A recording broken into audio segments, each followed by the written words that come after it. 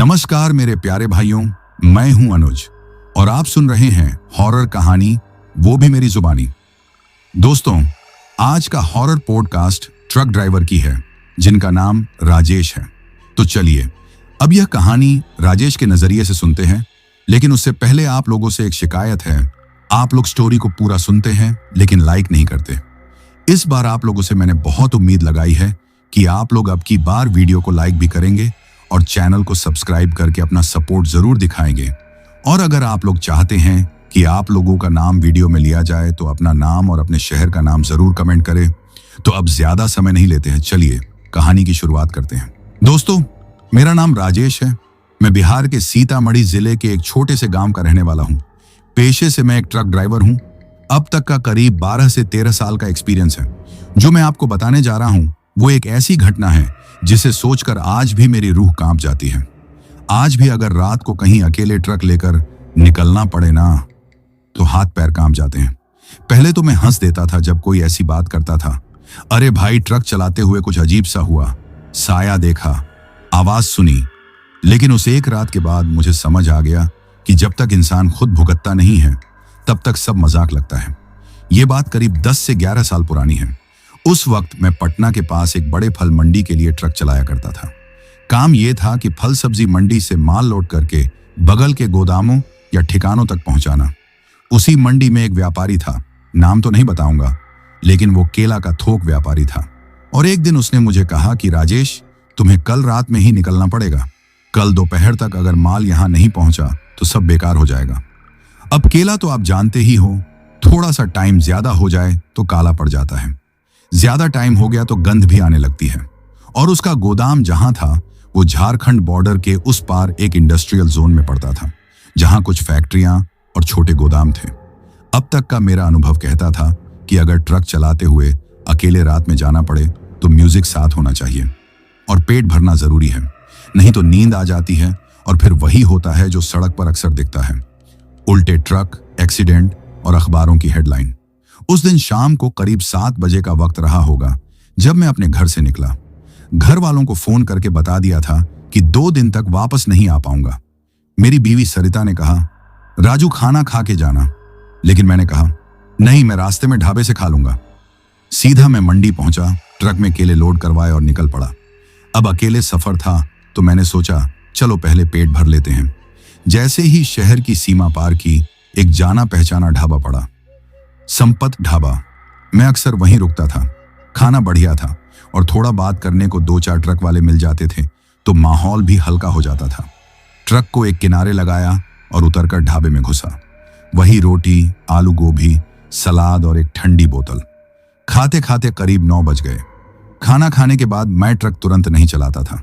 सबसे पहले मैं थोड़ा टहलता था, क्योंकि एक तो पेट ठीक रहता है, दूसरा नींद भी नहीं आती। तो मैं ढाबे के बाहर चला गया, जहां ट्रक खड़ा था वहीं 15 से 20 मिनट टहलता रहा। 2 चाय पी और फिर करीब 9:30 बजे मैं वापस ट्रक में बैठा। एक बार मुंह धोया, म्यूजिक ऑन किया और अपने पुराने हीरो नंबर 1 गानों की प्लेलिस्ट लगा दी। उस वक्त मन में यही था कि ट्रक लेकर सीधे गोदाम तक पहुंचना है, रात भर चलाना है। सुबह 5 बजे तक पहुंच जाऊंगा तो आराम से उतराई हो जाएगी। अब जहां से मैं जा रहा था वहां 2 रास्ते थे। एक तो हाईवे से होकर जाता था, जो लंबा और थोड़ा ट्रैफिक वाला था, और जो दूसरा रास्ता था वह छोटा रास्ता था। वो एक पुराना इंडस्ट्रियल बाईपास था। वहां से जल्दी पहुंचा जा सकता था, लेकिन वो रास्ता सुनसान पड़ता था। कई बार सुना था कि वहां लूटपाट भी होती है, लेकिन मेरा मन कह रहा था, अरे यार, ट्रक है, अकेला हूं, कोई क्या कर लेगा। और फिर आदत भी हो जाती है कुछ साल में अकेले चलने की, डर को नजरअंदाज करने की। मैंने स्टीयरिंग पकड़ा, ट्रक को बाईपास की तरफ मोड़ा और निकल पड़ा उस सुनसान रास्ते की ओर। अब जैसे जैसे शहर पीछे छूटता गया, रोड बदलती गई। दोनों तरफ बड़े बड़े पेड़, बीच में एक सीमेंट वाली सड़क और दूर दूर तक कोई आदमी नजर नहीं आ रहा था। ये वही रास्ता था जहां दिन में कभी हलचल रहती थी, लेकिन रात के वक्त ऐसा लगता था जैसे सड़क भी सो गई हो। ट्रक की हेडलाइट्स सीधी सड़क पर पड़ रही थीं। म्यूजिक धीमे बज रहा था। ट्रक की हल्की हल्की घरघराहट उस शांत रात को और गूंजदार बना रही थी। तकरीबन 10 किलोमीटर चलने के बाद एक अजीब सा घुमाव आया। हल्का सा मोड़ था, कुछ खास नहीं, लेकिन जैसे ही ट्रक ने मोड़ काटा, मेरी नजर सामने पड़ी एक अजीब सी चीज पर गई। सड़क के किनारे एक सफेद रंग की एम्बुलेंस पलटी हुई थी। मैंने एक पल के लिए ब्रेक दबाया, ट्रक की स्पीड कम की।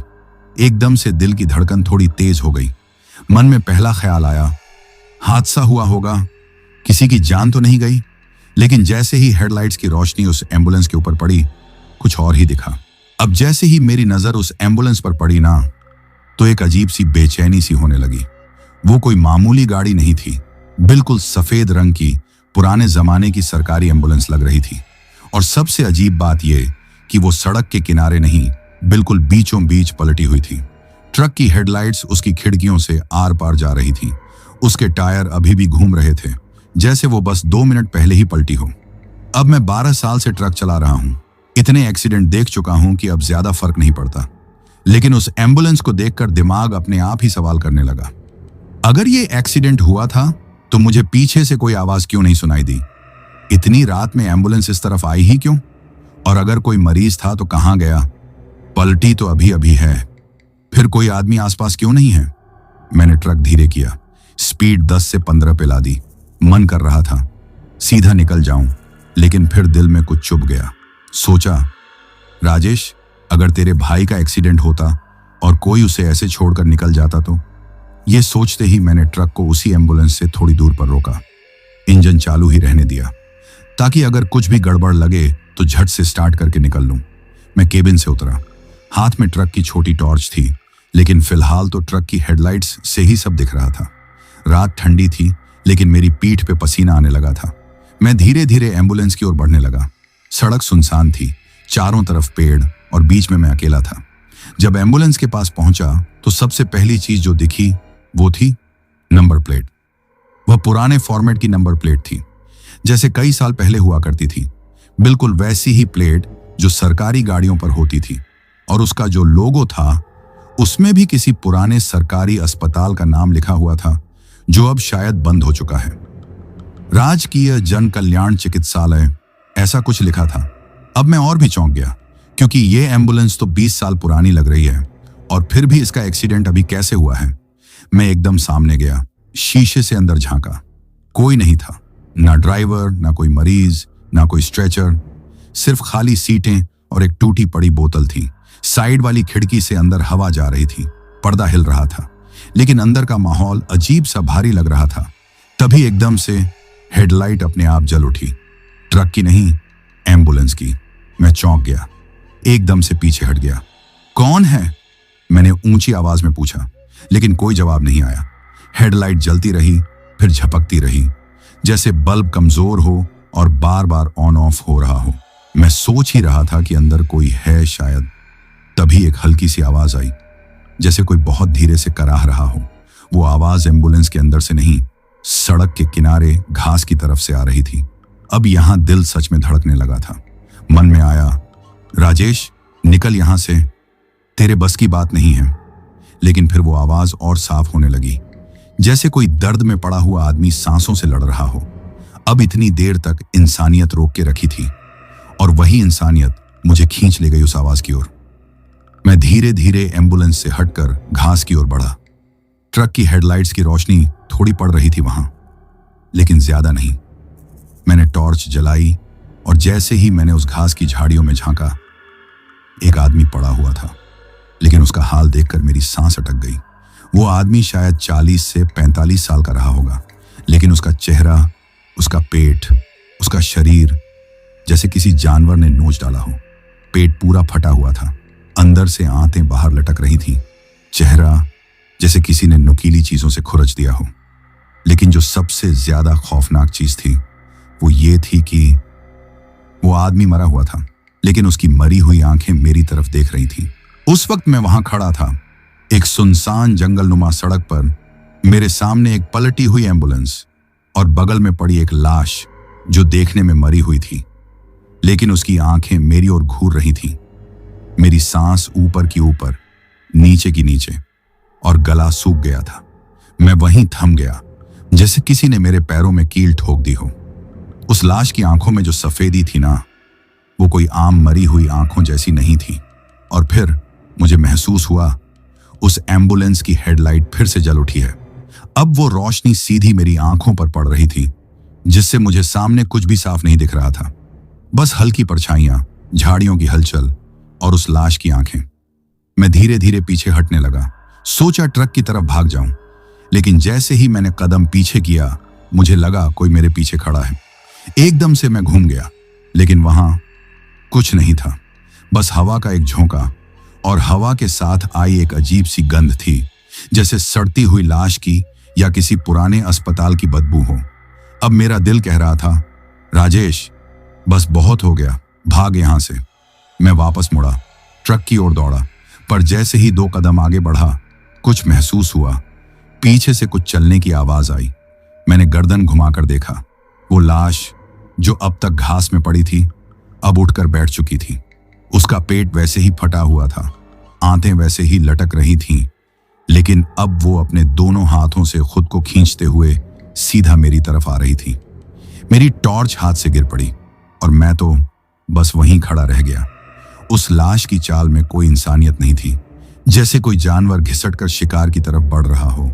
उसकी आंखें अब पूरी सफेद हो चुकी थीं और उसके चेहरे पर एक हल्की सी मुस्कान थी, जैसे वो मुझे पहचानता हो, जैसे उसने मेरा इंतजार किया हो। मैंने जानबूझकर नजर हटाई, मुंह फेरकर ट्रक की तरफ दौड़ा। ट्रक चालू हालत में ही था। सीधा चढ़ा, फाटक बंद किया और ट्रक को गियर में डाला, लेकिन जैसे ही एक्सेलरेटर दबाया इंजन बंद हो गया। उसके साथ ट्रक की हेडलाइट भी बंद हो गई। अब चारों तरफ अंधेरा हो गया था। अब मेरी हालत खराब हो गई। क्या ये सब सपना है? क्या मैं किसी जाल में फंस चुका हूं? मैंने अपने मन में सोचा और एक बार फिर चाबी घुमाई, लेकिन कुछ नहीं। तभी ट्रक की खिड़की से झांकती एक परछाई दिखाई दी। वह वही लाश थी। वह अब मेरे ट्रक के सामने खड़ी थी। उसका मुंह खुला था और उसमें से खून की लाट टपक रही थी। उसके गले से अजीब सी आवाज निकल रही थी, ना इंसान जैसी ना जानवर जैसी, और उसके हाथ अब ट्रक के फाटक को झटके मार रहे थे।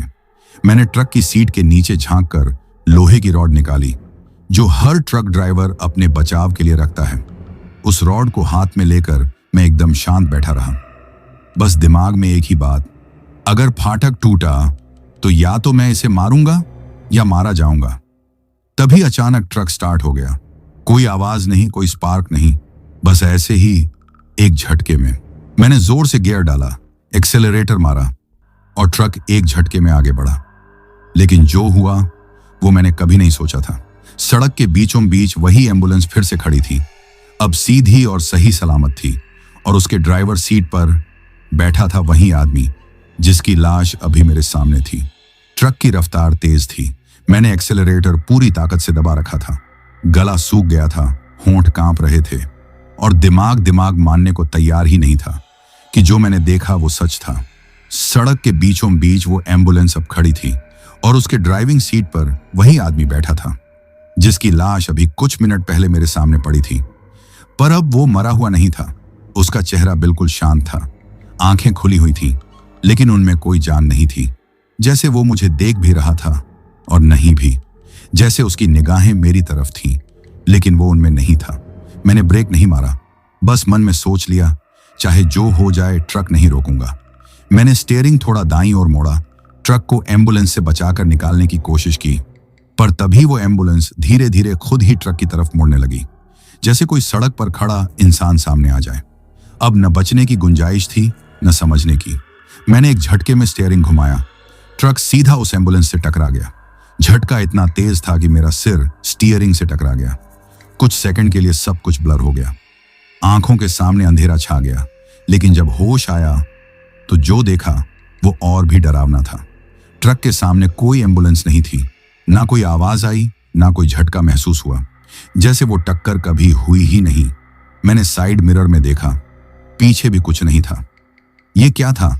क्या मैं नींद में था या मैंने सच में किसी भूत को टक्कर मारी? दिमाग में ये सवाल अभी घूम ही रहे थे कि ट्रक के केबिन के अंदर से एक आवाज आई, राजू। मैंने झट से बाईं ओर देखा, वहां कोई लेटा हुआ था, एक सफेद चादर से मुंह तक ढका हुआ इंसान। अब तक तो मैं यही समझ रहा था कि मैं अकेला था, फिर ये कौन है? पहली सोच आई, शायद मैं भूल गया, कोई खलासी साथ में आया था, लेकिन नहीं, मैं तो अकेला ही निकला था। अब दिमाग ने खुद को बहलाया, शायद कोई ढाबे से चढ़ गया हो या मैं टक्कर के वक्त होश में नहीं था। लेकिन दिल तो अब तक सीधा बोलने लगा था, कुछ ठीक नहीं है। मैंने ट्रक चलाते चलाते थोड़ा झुककर वो चादर हटाई, और जैसे ही हटाई मेरे हलक से चीख निकल गई। वो इंसान जो चादर में था वह वही था जिसकी लाश मैंने देखी थी, वही जो एम्बुलेंस में बैठा था। अब वही मेरे बगल में केबिन के अंदर लेटा हुआ था, पर अब वो लाश की हालत में था। पेट फटा हुआ, आंखें बाहर लटकी हुई, चेहरे से खून बहता हुआ, और फिर अचानक से उसकी आंखें खुल गईं। उसकी आंखें सफेद थीं, जैसे बिना पुतलियों की, पूरी सफेदी से भरी। वो सीधा मेरी तरफ देखने लगा। मैंने ब्रेक मारने की हिम्मत नहीं की, बस ट्रक को सीधी सड़क पर दौड़ाते रहा। पर अब डर सिर के अंदर तक बैठ चुका था। मैंने दाहिने पैर से ट्रक का एक्सेलरेटर दबाया और बाएं हाथ से केबिन की खिड़की खोली, क्योंकि अब केबिन के अंदर इतनी बदबू फैल गई थी कि सांस लेना मुश्किल हो गया था। वो बदबू जैसे किसी मुर्दा घर की हो, जो किसी बहुत पुराने सड़े हुए शरीर की थी। पर वो मरा हुआ इंसान अब भी वहीं था, हिल नहीं रहा था, लेकिन उसकी आंखें हिल रही थीं, जैसे जिंदा होकर भी मरा हुआ हो या मरा हुआ होकर भी जिंदा था। मैंने ट्रक का म्यूजिक ऑफ कर दिया। अब हर आवाज साफ सुनाई दे रही थी, ट्रक के इंजन की खड़खड़ाहट और उस लाश के नथुनों से सांस की आवाज आ रही थी। अब तो डर गले तक चढ़ आया। मैंने दिमाग में सोच लिया, अब मुझे सीधा इंडस्ट्रियल एरिया तक पहुंचना है, वहीं पहुंचने से जान बचेगी। पर जब मैंने साइड मिरर देखा तो मेरी रूह कांप गई, क्योंकि वो एम्बुलेंस फिर से मेरे पीछे आ रही थी। मैंने ट्रक की रफ्तार और तेज कर दी थी। अब मेरी निगाहें सिर्फ सामने की सड़क पर थीं, लेकिन मेरा साइड मिरर लगातार कुछ और दिखा रहा था।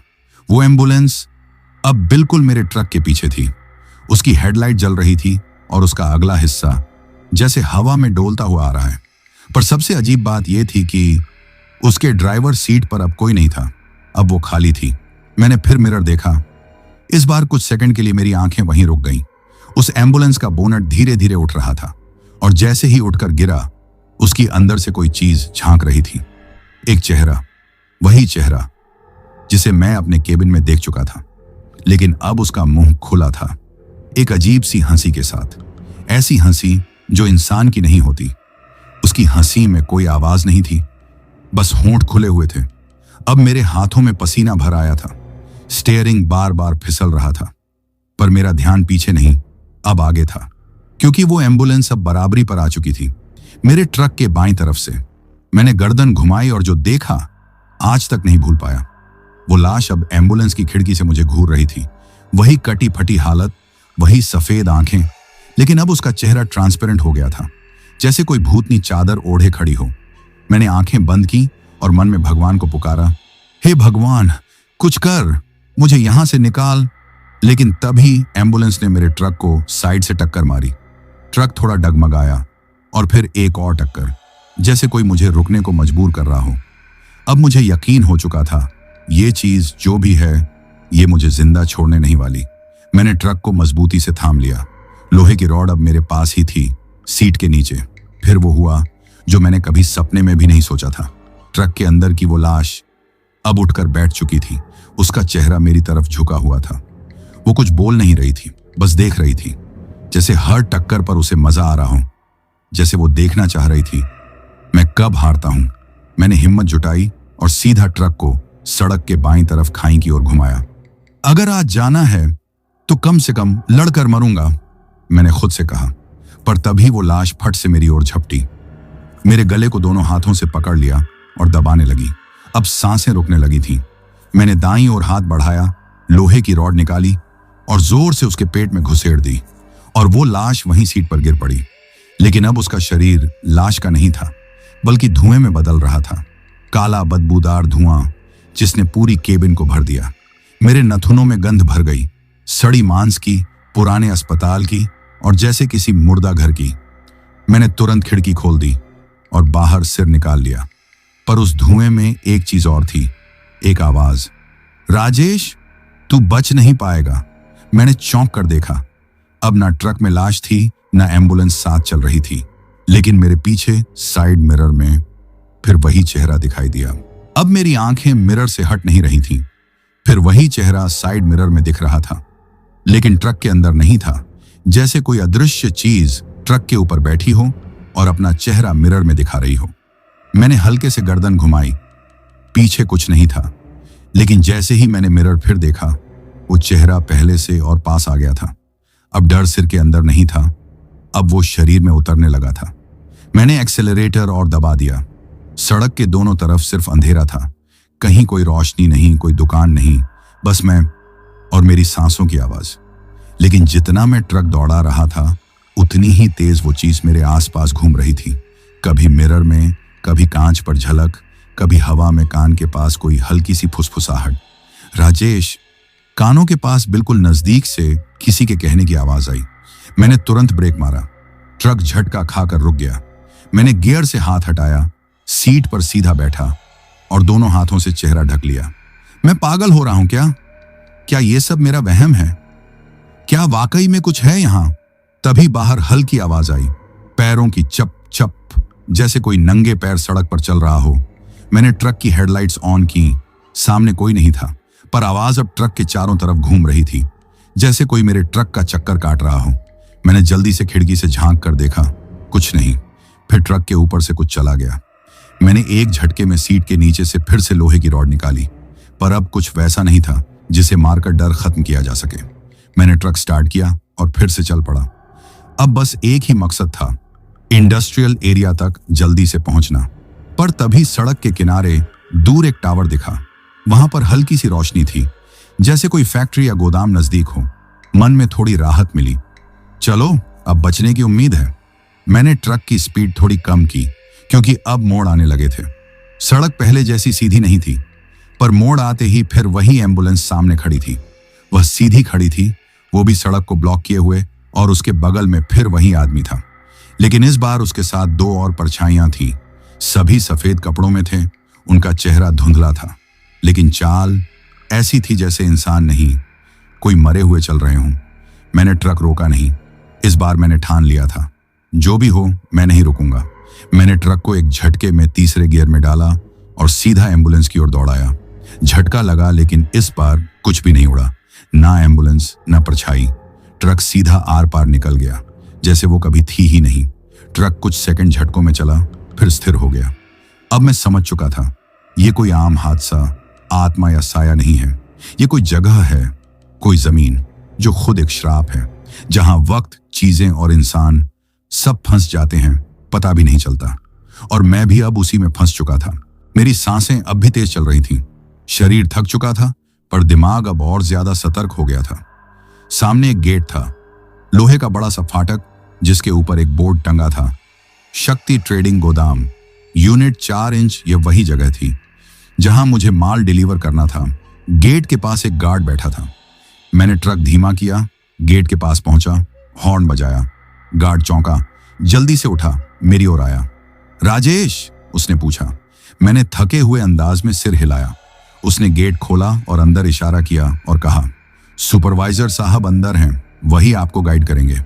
मैंने ट्रक को अंदर पार्क किया, ट्रक का इंजन बंद किया और पहली बार उस रात गहरी सांस ली। गोदाम के अंदर रोशनी थी। एक साइड में कुछ मजदूर थे, दूसरी तरफ स्टील की टेबल पर बैठा एक अधेड़ उम्र का आदमी। गहरी आंखें, खिचड़ी दाढ़ी और हाथ में चाय का कुल्हड़ लिया था। राजेश, उसने पूछा। जी, मैंने कहा। बैठो, उसने बिना कुछ और कहे सामने कुर्सी खींच दी। मैं बैठा तो सही, लेकिन चेहरे पर लिखा हुआ था, कुछ गड़बड़ है। वो आदमी मेरी शक्ल पढ़ गया। सब ठीक है? उसने पूछा। मैंने एक पल की चुप्पी के बाद कहा, सर, मैं नहीं जानता आप क्या मानते हैं और क्या नहीं, लेकिन मेरे साथ जो हुआ है रास्ते में, वो मैंने आज तक कभी महसूस नहीं किया। उसने कुछ नहीं कहा, बस धीरे धीरे चाय की एक चुस्की ली। मैंने सब कुछ बताया।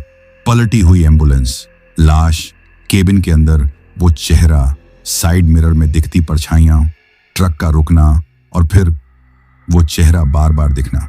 सुपरवाइजर कुछ देर चुप रहा, फिर उसने सिर झुकाकर कहा, तुम पहले नहीं हो। मैं चौंक गया।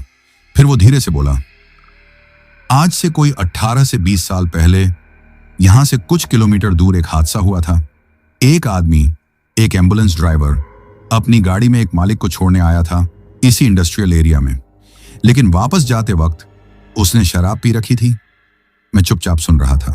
वो बोलता गया, उसी घुमाव पर जहां तुम्हें पहली बार वो एम्बुलेंस दिखी थी, वहां उसकी गाड़ी पलट गई। कहते हैं गाड़ी में ही उसकी मौत हो गई, कोई हेल्प नहीं पहुंची। लेकिन बात सिर्फ मौत की नहीं है। मैंने उसकी ओर देखा, अब उसकी आंखों में भी डर था। फिर उसने कहा, कहते हैं उसका शरीर जब पुलिस ले गई थी तब तक आधा सड़ चुका था। शरीर फटा हुआ, आंखें गायब, जैसे कोई इंसान नहीं, कोई साया उस पर चढ़ा हो। मैंने गहरी सांस ली। पर अभी वो सिर्फ मुझे क्यों दिखा? वो आदमी थोड़ी देर चुप रहा, फिर बोला, क्योंकि तुम अकेले जा रहे थे, क्योंकि तुम्हारा ट्रक वैसा ही था जैसे उसकी एम्बुलेंस थी। सफेद लाइट, खाली सीट। कहते हैं वो उन ड्राइवरों के पीछे जाता है जो रात में अकेले उस रास्ते से गुजरते हैं। मैंने पूछा, आज तक किसी को उसने पकड़ा है? नहीं, उसने कहा, जो फंस जाता है या तो मर जाता है या फिर कभी उस रास्ते से नहीं गुजरता। मैंने अपना चेहरा थाम लिया, कुछ समझ नहीं आ रहा था। वो आदमी बोला, तुमने उस रास्ते पर कदम रखा जिसे लोग अब मौत का मोड़ कहते हैं। मैंने पूछा, सर, क्या अब मैं सुरक्षित हूं? उसने मेरी आंखों में झांकते हुए कहा, अभी हां, पर जब तक तुम दोबारा उस रास्ते पर नहीं जाओगे। सुबह के 4 बज चुके थे। गोदाम में केला उतर चुका था। सुपरवाइजर ने चाय भी पिलाई और जाते वक्त सिर्फ एक बात कही, राजेश, अब जब भी आना हो उस मोड़ से मत आना, किस्मत हर बार नहीं बचाती। मैंने सिर हिलाया। अब तो मैं खुद नहीं चाहता था कि उस रास्ते से कभी गुजरूं। ट्रक वापस मोड़ा और सीधा हाईवे की ओर चल पड़ा। अब माहौल बिल्कुल बदला हुआ था। धूप हल्की निकल आई थी, सड़कें खाली थीं, लेकिन मन में कुछ शांति सी थी। मन में बार बार यही ख्याल आता था, क्या वाकई सब खत्म हो गया? क्या वो जो कुछ भी था वो बस एक रास्ते तक ही सीमित था? मैंने ट्रक का म्यूजिक ऑन किया। धीरे धीरे पुराने गाने बजने लगे। मन हल्का हो गया। सड़क पर हल्की धूप फैल रही थी, परछाइयां छोटी होती जा रही थीं। मैंने एक गहरी सांस ली। लगभग 1 घंटे का सफर हो गया था। मैंने सोचा अब थोड़ा सुस्त लेता हूं। सामने एक ढाबा दिखा, शंकर ढाबा। छोटा सा, लेकिन चाय अच्छी होती थी। मैंने ट्रक एक साइड में लगाया और केबिन से उतरकर अंदर गया। ढाबे में कोई नहीं था, बस एक बूढ़ा आदमी चाय बना रहा था। एक कड़क बना देना, मैंने कहा। वो बिना बोले चाय चढ़ा देता है। मैं एक बेंच पर बैठ गया। थोड़ी ही देर में चाय आ गई। मैंने पहला घूंट लिया और, राजू, तू भी कितना सोता है यार। ये आवाज मेरे ठीक बगल से आई थी। मैंने एकदम से गर्दन घुमाई। बगल की बेंच पर कोई बैठा था, सिर से पैर तक सफेद चादर में लिपटा हुआ। मैं हक्का बक्का रह गया। कौन है? मैंने पूछा। उसने फिर से सिर नहीं हिलाया, बस उसी अंदाज में लेटा रहा। रमेश, मेरे मुंह से अचानक निकल गया। नहीं, मैंने खुद से कहा। मैं तो अकेला निकला था, आज कोई रमेश नहीं। अब मेरी सांस फिर से तेज होने लगी। मैंने आवाज ऊंची की, अबे बोल, कौन है बे? ढाबे वाला एकदम से चौंका। क्या हुआ साहब? उसने पूछा। मैंने उसकी ओर देखा और बेंच की ओर इशारा किया। ये जो आदमी बैठा है, कौन है ये? वो आदमी मेरी तरफ आया, फिर बेंच की तरफ देखा और बोला, कहां साहब, वहां कौन बैठा है? वो, मैंने फिर देखा।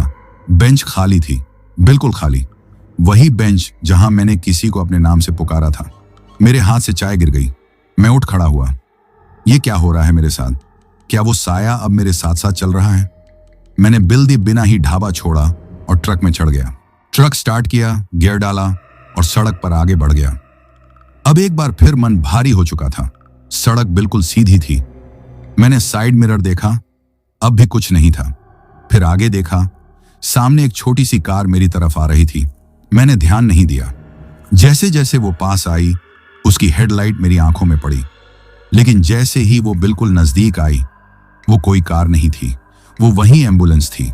अब सही सलामत, और ड्राइविंग सीट पर वो आदमी फिर से था। ट्रक अपनी रफ्तार से चल रहा था, लेकिन मेरा ध्यान पूरी तरह भटक चुका था। मैंने साफ साफ देखा था, सामने से जो गाड़ी आ रही थी वो कोई आम कार नहीं थी, वो वही एम्बुलेंस थी। और सबसे डरावनी बात ये नहीं थी कि वो दिखी, बल्कि ये थी कि अब वो गलत साइड से आ रही थी, मेरे ट्रक की लेन में, सीधी मेरी तरफ। मैंने झटके से स्टीयरिंग घुमाया, ट्रक को सड़क के कच्चे हिस्से पर डाल दिया। ट्रक हल्का सा झटका खाकर रुका, इंजन बंद हो गया। मैंने गहरी सांस ली, लेकिन जब दोबारा ऊपर देखा तो सामने कोई एम्बुलेंस नहीं थी, कुछ नहीं था। सड़क खाली थी, जैसे कुछ हुआ ही ना हो। अब ये सब झेलते झेलते मेरे दिमाग ने जवाब देना शुरू कर दिया था। मैंने सीट से सिर टिकाया, गला सूख गया था। केबिन के अंदर गर्मी और बदबू भर चुकी थी, वैसी ही बदबू जो पहले उस लाश के पास महसूस हुई थी। मैंने खिड़की खोली, थोड़ी हवा अंदर आई, पर बदबू कम नहीं हुई। अब तक का सबसे बुरा एहसास तब हुआ जब मैंने मिरर देखा। साइड मिरर में ट्रक के पिछले हिस्से पर कुछ चढ़ा हुआ दिख रहा था, मानव जैसी शक्ल वाला, लेकिन पूरा काला, बिना चेहरा के। मैंने जल्दी से मिरर की ओर देखा, कुछ नहीं था। फिर सीट से थोड़ा उठकर पीछे देखा। ट्रक का पिछला हिस्सा खाली था, लेकिन तभी केबिन के अंदर किसी के चलने की आवाज आई। ट्रक के अंदर ही, मेरी सीट के पीछे से। मैंने झटके से गर्दन घुमाई और वो वहीं था, वहीं चेहरा, वहीं आंखें, वहीं कटा पिटा शरीर। इस बार वो खड़ा था, सीधे मुझे घूरता हुआ। मेरे मुंह से कोई आवाज नहीं निकली। उसके होंठ हिल रहे थे, लेकिन कोई आवाज नहीं। मैंने सीट के नीचे से रॉड उठाई, लेकिन हाथ कांप रहा था। मैंने जैसे ही मारने के लिए हाथ उठाया, वो गायब हो गया एक पल में। पर उसकी जगह बची सिर्फ बदबू और एक आवाज, तू बच नहीं पाएगा राजेश। अब मैंने तय किया, मैं इस ट्रक को अब अकेले नहीं चला सकता। मुझे कहीं रुकना होगा, किसी को फोन करना होगा। जेब से मोबाइल निकाला, लेकिन नेटवर्क नहीं था। मैंने सिर पीट लिया, हे भगवान, अब क्या करूं? तभी एक जोर की थपथपाहट ट्रक की छत से आई। मैंने डरते डरते ऊपर देखा। छत पर कुछ नहीं दिखा, लेकिन आवाज अब और तेज हो गई थी। फिर ट्रक के दरवाजे खुद से लॉक हो गए, जैसे किसी ने बाहर से नहीं, अंदर से बंद किया हो। अब मैं फंस चुका था। अब मुझे समझ आ गया, ये कभी गया ही नहीं था। जो दिखता था रास्ते में, अब वो मेरे साथ था, मेरे ट्रक के अंदर, मेरे आसपास, मेरे मन के भीतर। मैं अब पूरी तरह से थक चुका था, मानसिक रूप से, शारीरिक रूप से, हर तरह से। ट्रक के अंदर अब भी अजीब सी ठंडक थी, जैसे ऐसी चल रहा हो, जबकि वो बंद था। मैंने दरवाजा खोला और बाहर छलांग लगाई।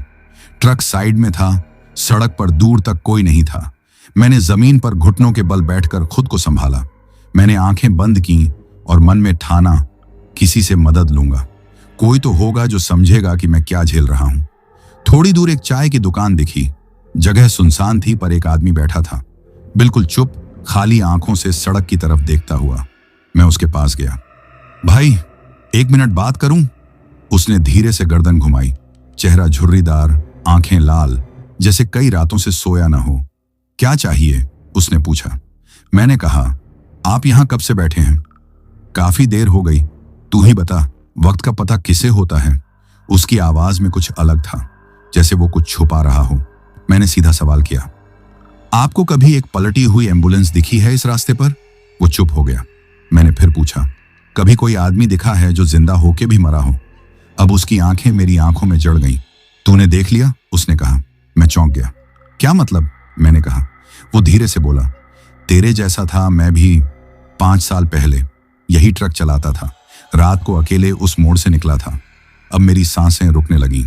तब क्या हुआ? मैंने पूछा। उसने लंबी सांस ली। एक पलटी एम्बुलेंस, एक अजीब सा आदमी, और फिर वही दिन रात पीछा करने वाली परछाई, हर शीशे में दिखने वाला चेहरा, हर सांस में घुली बदबू और हर खामोशी में गूंजती हंसी। वो गया नहीं? मैंने कांपती आवाज में पूछा। वो धीरे से हंसा। वो कभी नहीं जाता। जिसे देख ले उसे अपने साथ लेकर चलता है, जैसे साया, जैसे बदनसीबी। मैंने कांपते हाथों से पानी मांगा। उसने बिना बोले एक गिलास बढ़ा दिया। तू बच गया है? मैंने पूछा। उसका जवाब, नहीं, मैं अब भी जिंदा हूं, लेकिन कभी अकेला नहीं होता।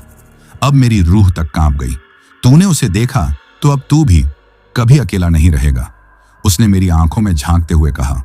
तभी उसके पीछे रखे शीशे में कुछ हिला। मैंने देखा, हम दोनों के पीछे वही चेहरा। मैंने पलटकर देखा, लेकिन कुछ नहीं था। फिर उस आदमी की ओर देखा। वो मुस्कुरा रहा था।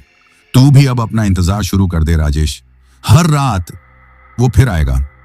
वो रात बहुत भारी थी, ना नींद आई, ना चैन मिला। कभी लगता ट्रक के शीशे से कोई झांक रहा है, कभी सीट के नीचे कुछ हिलता महसूस होता। मैंने म्यूजिक चलाकर सोने की कोशिश की, लेकिन हर गाने के बीच मुझे वही आवाज सुनाई देती, राजेश। मैं अब समझ चुका था, मैं उससे नहीं बच सकता, पर अब डरने का मन नहीं था। अब बस मन में एक ही बात थी, जो होना है अब सामने हो। सुबह की पहली किरणें आ चुकी थीं। मैंने ट्रक को स्टार्ट किया। बिना किसी तय डेस्टिनेशन के सीधा उसी रास्ते की ओर निकल पड़ा जहां से सब शुरू हुआ था। करीब 2 घंटे बाद मैं उसी बाईपास के मोड़ पर पहुंच गया। वही रास्ता, वही पेड़, वही हवा, पर आज सब और भी भारी लग रहा था, जैसे पूरी जगह मुझे पहचानती हो। मैंने ट्रक एक किनारे रोका, इंजन बंद किया और ट्रक से उतरा। हाथ में वही पुरानी लोहे की रॉड ले लिया। अब की बार डर नहीं था, बस इंतजार था कि अब सामने आओ। मैं सड़क के बीचों बीच खड़ा हो गया। आजा, मैंने कहा। आज या तो तू रहेगा या मैं। कुछ देर तक कुछ नहीं हुआ, पर फिर हवा बदलने लगी। हल्की सी बदबू जो धीरे धीरे तेज होती गई। फिर सामने धुंध सी बनने लगी और उसी धुंध के बीच से वो एम्बुलेंस उभरने लगी, धीरे धीरे, बिल्कुल चुपचाप। ना कोई इंजन की आवाज, ना हॉर्न की, बस वो सरकती हुई चली आ रही थी, सीधे मेरी ओर। मैं वहीं खड़ा रहा। अब हिलने की हिम्मत नहीं थी। एम्बुलेंस मेरे ठीक सामने आकर रुक गई, सिर्फ 2 फीट की दूरी। मैंने उसकी खिड़की की ओर देखा। वो बैठा था। अब की बार पूरा चेहरा साफ, फटा पड़ा, आंखें लटकती हुई लेकिन साफ, और उसकी आंखें सीधी मेरी आंखों में। हम दोनों एक दूसरे को देख रहे थे। फिर उसने दरवाजा खोला। आ जा, उसके होंठों ने बिना आवाज के कहा। मेरे हाथ की रॉड अब कांप रही थी। क्या करूं? जाऊं या नहीं? अगर मैं गया तो कभी लौट नहीं पाऊंगा। तभी उसने ट्रक के पीछे की सीट पर इशारा किया। वहां एक फोटो पड़ी थी मेरी। मैंने देखा, फोटो मेरी थी, ट्रक में बैठा हुआ, मुस्कुराते हुए। अब मेरी सांस थम गई। ये कब खींची गई? किसने ली? तभी उसके मुंह से एक आवाज निकली। अब तू भी वैसा ही बन जा जैसा मैं हूं। अब मैं नहीं झुकूंगा। मैंने पूरी ताकत से लोहे की रॉड उठाई और सीधे उसकी तरफ फेंकी। रॉड सीधी खिड़की पर जा लगी और वो एम्बुलेंस धुएं में बदल गई। धीरे धीरे हवा में घुल गई, जैसे कभी थी ही नहीं। मैं वहीं सड़क पर घुटनों के बल गिर पड़ा। रो नहीं रहा था, बस चुप था। सारा शरीर सुन्न हो चुका था। लेकिन जब मैंने सिर उठाया, सामने सड़क अब वैसी नहीं दिख रही थी। वो एम्बुलेंस फिर खड़ी थी, अब एकदम पीछे। इस बार डर नहीं था, अब सिर्फ एक एहसास था कि ये मेरी आखिरी रात हो सकती है, या फिर इस डर की आखिरी रात। मैंने ट्रक का दरवाजा खोला। अब मेरी चाल धीमी नहीं थी, मेरे हाथ कांप नहीं रहे थे। मैं सीधा बढ़ा उस एम्बुलेंस की ओर। जैसे ही मैं पास पहुंचा, उसका दरवाजा अपने आप खुल गया। अंदर अंधेरा था, लेकिन वो वहीं था, बैठा हुआ, सिर झुकाए। मैंने आवाज दी, अब बस, जो लेना है ले ले, लेकिन ये पीछा खत्म कर। वो धीरे धीरे सिर उठाने लगा और पहली बार उसके चेहरे पर दर्द था। अब मुझे एहसास हुआ, ये आत्मा, ये साया बस डराने नहीं आया था, ये कुछ कहना चाहता था, कुछ अधूरा छोड़ गया था। क्या चाहिए तुझे? मैंने पूछा। वो बोला नहीं, बस हाथ बढ़ाया और मेरी ओर इशारा किया। उसकी उंगली मेरी जेब की ओर थी। मैंने जेब टटोली। अंदर एक पुराना कागज सा निकला, जो मैंने कभी देखा ही नहीं था। खोला तो देखा, एक मरीज का नाम, एक अस्पताल की मोहर और नीचे लिखा था, रेफर टू पटना, इमरजेंसी। अब मेरी आंखें चौड़ी हो गईं। ये उसकी रेफर स्लिप थी, जो शायद उस रात जब उसकी एम्बुलेंस पलटी तो किसी ने उसे न बचाया, न आगे भेजा। मैंने कांपते हाथों से पूछा, तू अस्पताल नहीं पहुंच पाया था? उसने सिर्फ सिर हिलाया। नहीं। अब समझ आया, ये बदला नहीं था, ये एक अधूरी कोशिश थी, एक अधूरी यात्रा जिसे कोई पूरा नहीं कर पाया। मैंने वो कागज सीने से लगाया और कहा, चल आज तेरी मंजिल तक पहुंचाता हूं। मैं ट्रक के पास गया, इंजन स्टार्ट किया। एम्बुलेंस अब मेरे ट्रक के पीछे चल रही थी, बिल्कुल शांत। कोई झटका, कोई धुंध नहीं। करीब 2 घंटे का सफर तय करने के बाद मैं पटना के उसी पुराने सरकारी अस्पताल पहुंचा जहां उस पर्ची का नाम लिखा था। सड़क सुनसान थी, सुबह की रोशनी हल्की हल्की फैल रही थी। मैंने हॉस्पिटल के गेट के पास ट्रक रोका। जैसे ही नीचे उतरा, पीछे देखा, एम्बुलेंस गायब। न इंजन की आवाज, न टायरों की चिड़क, बस एक हल्का सा धुआं जो हवा में उड़ते हुए सूरज की किरणों में घुल गया। मैं वहीं खड़ा रहा, आंखों में आंसू, सीने में सुकून। अब सब खत्म हो गया था। अब डर नहीं था, अब वो आत्मा मुक्त हो चुकी थी। उस दिन के बाद मैंने कई बार वो रास्ता पार किया। न कभी वो एम्बुलेंस दिखी, न वो चेहरा, लेकिन हर बार जब मैं उस मोड़ से गुजरता हूं तो ट्रक की खिड़की पर हल्की सी नमी जम जाती है, जिस पर उभरते हैं दो शब्द दिखते, थैंक यू। तो दोस्तों, ये कहानी यही खत्म हुई। और अगर आप लोग भी चाहते हैं कि आपका नाम वीडियो में लिया जाए तो अपना नाम और अपने शहर का नाम वीडियो में कमेंट करें। अगर आपको यह कहानी पसंद आई हो तो वीडियो को लाइक और चैनल को सब्सक्राइब करें ताकि और भी डरावनी कहानियां आप तक पहुंच सकें। कहानी को अंत तक सुनने के लिए दिल से धन्यवाद दोस्तों। आज के लिए बस इतना ही, मिलते हैं जल्द ही कुछ नई कहानियों के साथ। तब तक के लिए अपना ध्यान रखिए। अब वो आत्मा मुक्त हो चुकी थी। उस दिन के बाद मैंने कई बार वो रास्ता पार किया। न कभी वो एम्बुलेंस दिखी, न वो चेहरा, लेकिन हर बार जब मैं उस मोड़ से गुजरता हूं तो ट्रक की खिड़की पर हल्की सी नमी जम जाती है, जिस पर उभरते हैं दो शब्द दिखते, थैंक यू। तो दोस्तों, ये कहानी यही खत्म हुई। और अगर आप लोग भी चाहते हैं कि आपका नाम वीडियो में लिया जाए तो अपना नाम और अपने शहर का नाम वीडियो में कमेंट करें। अगर आपको यह कहानी पसंद आई हो तो वीडियो को लाइक और चैनल को सब्सक्राइब करें ताकि और भी डरावनी कहानियां आप तक पहुंच सकें। कहानी को अंत तक सुनने के लिए दिल से धन्यवाद दोस्तों। आज के लिए बस इतना ही, मिलते हैं जल्द ही कुछ नई कहानियों के साथ। तब तक के लिए अपना ध्यान रखिए।